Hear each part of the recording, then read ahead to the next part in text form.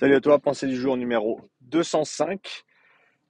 Peut-on réaliser des sprints après une séance de zone 2 ou devrait-on les effectuer avant une séance de zone 2?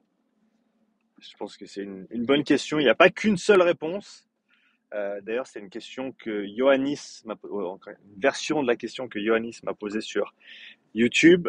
J'allais la garder pour les questions-réponses qui reviennent bientôt sur YouTube. J'ai en tout cas assez de questions pour faire, je dirais, 2 séances de questions-réponses. Donc, il faut que je m'y mette. Là, je suis juste full focus sur terminer mon cours, terminer ma formation sur les seuils et les zones d'entraînement.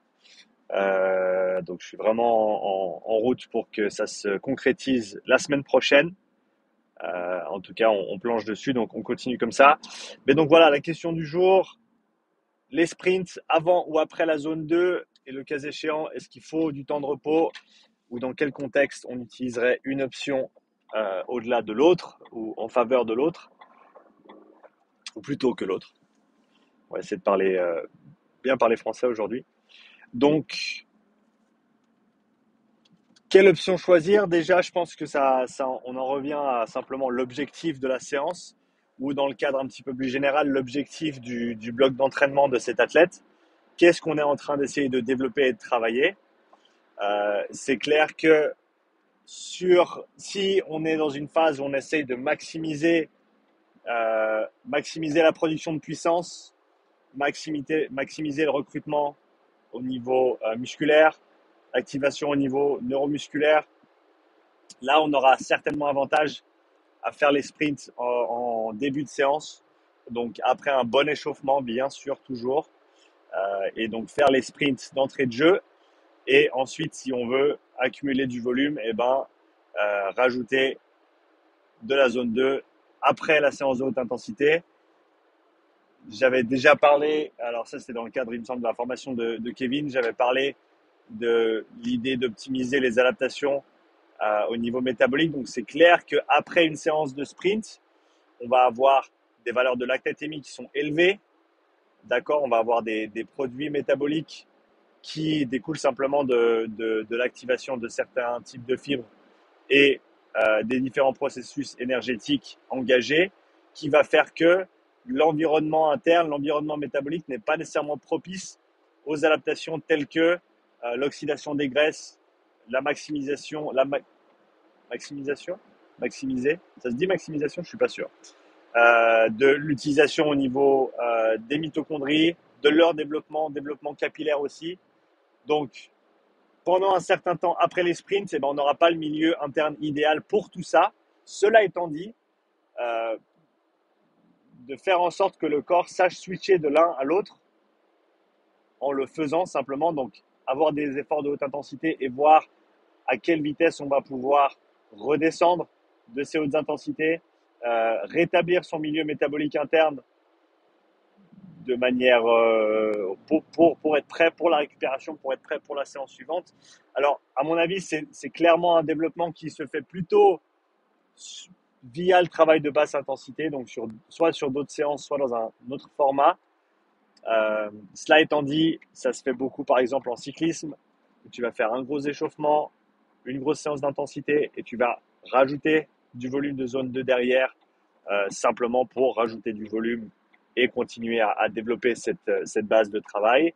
Donc ça, je pense que tu peux le faire sans souci. Si encore une fois, donc sprint d'abord, zone 2 ensuite, si ton objectif principal est le développement de puissance, le recrutement des fibres rapides, euh, le, l'activation, si on veut utiliser ce mot-là, au niveau neuromusculaire, je pense que là, ça se tient de faire des sprints à l'entrée, d'entrée de jeu après l'échauffement.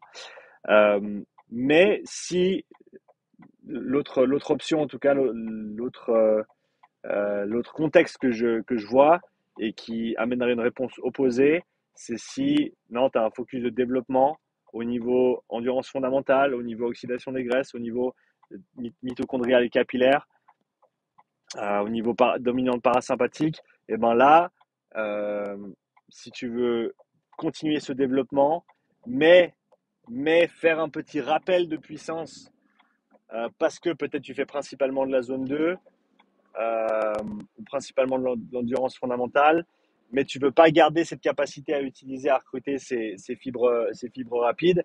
Et ben, dans un contexte comme ça, je te dirais, fais ta zone 2 et à la fin, tu peux faire une petite poignée de sprint pour justement, juste assurer, en gros, c'est juste vraiment cocher la case. Hein, on veut rarement complètement désentraîner un certain aspect athlétique ou physiologique. On veut toujours avoir un semblant de maintenance pour que quand tu reprends ce travail, bah, tu ne recommences pas à zéro, ou en tout cas, tu n'as pas perdu par rapport à ta phase de développement précédente. Donc, dans ce cadre-là, voilà, encore une fois, si tu es dans une phase de développement de base, eh ben, tu veux maintenir ces qualités explosives et de puissance. Et donc, une petite poignée de sprint, en général, ce que je recommande, c'est entre 3 et 5, 6 sprints peut-être même. Court, hein, là on parle d'efforts de 6 à 10 secondes. On n'a vraiment pas besoin d'aller beaucoup plus loin. Peut-être si tu fais vraiment très très peu d'intensité, eh ben de mettre le pied au plancher pendant 20-30 secondes sur un des sprints. Encore une fois, juste pour aller taper dedans, mais sans passer trop de temps là-bas, bah ça peut, à mon avis, à peu près justifier. Voilà, une fois par semaine, parce qu'encore une fois, on sait que le maintien des qualités physiques, il est beaucoup moins chronophage que, ou requiert beaucoup moins de temps que le développement de ces mêmes qualités. Donc, on peut se permettre d'avoir un volume qui est beaucoup plus bas, qui est beaucoup plus bas. Donc voilà, c'est vraiment à mon avis les deux contextes. Et pour répondre un petit peu plus précisément à la question de Ioannis, il y avait aussi un paramètre de est-ce qu'il faut faire une pause entre les deux. À mon avis, tu n'as pas besoin de faire une pause. Après, c'est clair que tu fais peut-être pas 2 heures de zone 2 et puis droit derrière, tu mets un sprint à 100% pendant 30 secondes pied au plancher. Donc, tu vas peut-être faire quelques accélérations progressives. Tu vas peut-être simplement les faire en escalier ou ton premier sprint, ça va être du 70% effort. Ton prochain, c'est du 80, du 90, du 100. Et ensuite, voilà, tu peux terminer sur 10 petites minutes tranquilles et puis ensuite, tu as terminé ta séance. Mais voilà, donc faut aussi être faut être intelligent, faut utiliser sa caboche juste un petit peu. Mais c'est dans ces deux contextes-là que soit je ferai mes sprints au début, soit je ferai mes sprints à la fin. Ça dépend vraiment du focus principal pour cet athlète, d'après ses besoins, d'après ce bloc d'entraînement, d'après le moment de l'année, où est-ce qu'on se trouve par rapport à la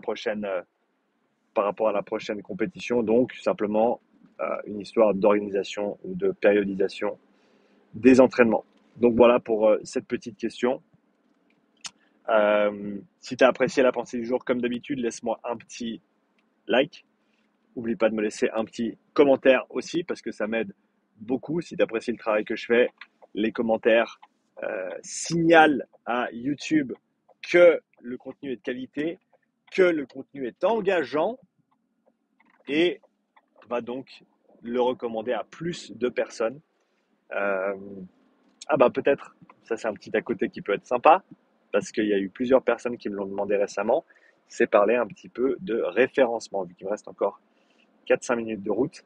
Référencement, alors je pense que je ferai des vidéos un petit peu plus larges sur le travail qu'il y a à faire sur le site web, sur Google, etc.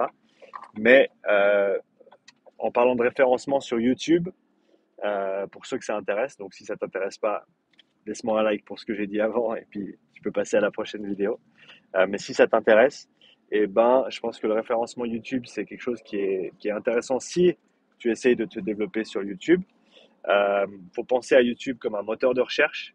C'est le deuxième plus grand moteur de recherche derrière Google. Et donc, une des choses qui va être extrêmement importante, c'est comment est-ce que tu références ta vidéo pour faire en sorte que les gens la trouvent.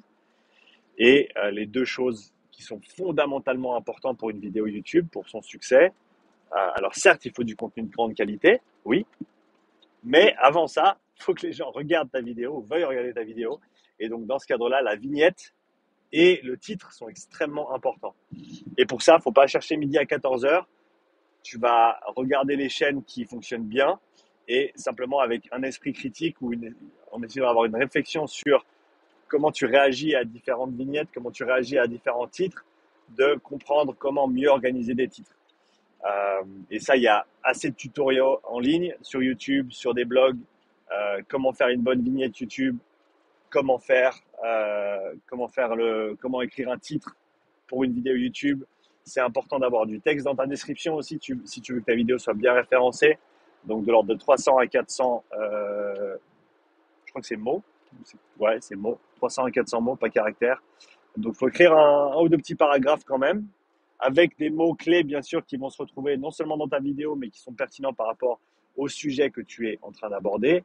Il y a bien sûr les tags, et il y a plusieurs plugins que tu peux utiliser, certains gratuits, certains payants, pour regarder par rapport à un sujet donné quel genre de tag il faut utiliser. Donc ça, c'est possible de l'optimiser. Tu peux aussi, au travers de ces extensions, par exemple sur Google Chrome, il y a des extensions qui existent. TubeBuddy, je crois, en est une, qui te permet de voir quel tag utilisent les d'autres vidéos. Donc, quand tu regardes une vidéo, ça te montre en gros tout ce qui est le metadata, toutes les données qui sont entre guillemets cachées. Enfin, elles sont pas cachées, elles sont disponibles, mais c'est simplement qu'elles sont pas visuellement mises en avant parce que c'est pas l'objectif de la plateforme. Mais tu peux faire en sorte qu'elles soient visibles pour voir justement quel tag utilise cette vidéo. Et il y a aussi une checklist avec ces plugins souvent ou avec ces extensions qui te disent, qui te permettent d'optimiser ta vidéo. Voilà, est-ce que tu as utilisé les bons tags? Est-ce que tu en as utilisé assez? Est-ce que ton titre est assez long? Est-ce que, tu as mis un commentaire, pin, je sais plus comment on dit en français. Est-ce que tu as mis un petit commentaire en haut, que tu l'as accroché en haut? Ça, c'est positif aussi. Encore une fois, il faut du texte dans la description. Tu peux même mettre des liens vers d'autres vidéos parce que, alors ça, je suis pas sûr à quel point ça affecte l'algorithme YouTube, mais ça, pour du référencement sur un blog, c'est super important d'avoir des liens qui pointent non seulement vers tes blogs à toi, hein, vers ton site, etc., mais vers des concurrents. Pourquoi? Parce que, quand YouTube, ou là, dans ce cadre-là, quand Google va lire les liens et les articles qui sont liés au tien, ça va donner du contexte et ça va montrer à Google que ton article il a un contexte qui est bien établi et qu'il est mis en lien avec des sources autoritatives, pas autoritaires, qui ont de l'autorité euh, et qui parlent du même sujet. Donc voilà, mais quoi qu'il arrive pour YouTube, quelques mots dans la description, enfin un ou deux paragraphes, une bonne vignette. En général, si tu as ton visage dessus, ça marche bien. Ça marche bien. Mieux, je sais pas, mais d'après ce que j'avais vu, oui, c'est un petit peu mieux quand même d'avoir le visage de quelqu'un dans la vignette. Et comme on a dit, le titre qui est extrêmement important. Donc voilà, j'espère que cette deuxième partie sur le référencement t'a plu également. Si t'as pas encore mis un like, mets un like. Si t'as pas encore mis un commentaire, mets un commentaire. Abonne-toi, c'est gratuit, tu peux toujours changer d'avis, comme d'habitude. Je te dis à bientôt pour la prochaine pensée du jour et reste branché si tu es intéressé par cette formation que je suis en train de terminer. Elle est bientôt finie, je suis tellement proche. Demain, j'enregistre les vidéos. Après, je les mets en ligne, je peaufine un petit peu le tout. Ah oui, il me faut encore les références scientifiques, ça va me prendre un petit peu de temps. Mais ouais, d'ici la semaine prochaine, ça va être dispo. D'ici la semaine prochaine, ça va être dispo. Allez, ciao!